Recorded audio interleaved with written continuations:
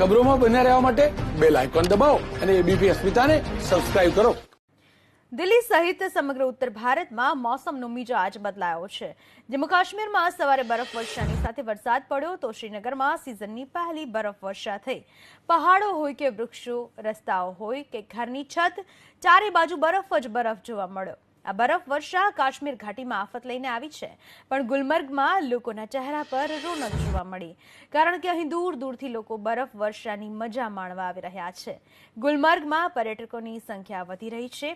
મોસમ વિભાગનું કહેવું છે કે બરફવર્ષાનો સિલસિલો હજુ રોકાવાનો નથી। આગામી દિવસોમાં આવી જ રીતે બરફવર્ષા થશે। લદ્દાખના બોર્ડર રોડ ઓર્ગેનાઇઝેશનના જવાનો રસ્તા પરથી બરફ હટાવી લેવાયા છે। આ હાઈવે લદ્દાખને જોજીલાથી જોડે છે। અહીં લાંબા સમયથી બરફવર્ષાના કારણે રસ્તો બરફમાં ઢંકાઈ ગયો હતો, જેના પરથી બરફ હટાવવાની કામગીરી ચાલી રહી છે। સૌથી ઠંડા પ્રદેશ ગણાતા દ્રાસમાં તો પારો 0 ડિગ્રીએ પહોંચી ગયો છે। લદ્દાખ લેહમાં સતત બરફવર્ષા થઈ રહી છે। 21 ડિસેમ્બરથી અહીં કડકડતી ઠંડી શરૂ થશે। અંદાજે 40 દિવસ સુધી આ વિસ્તારમાં બરફવર્ષાની સંભાવના છે। અહીં ઠંડીનો પારો એટલો ગગડશે કે નદી નાળાનું પાણી બરફમાં તબદીલ થઈ જશે।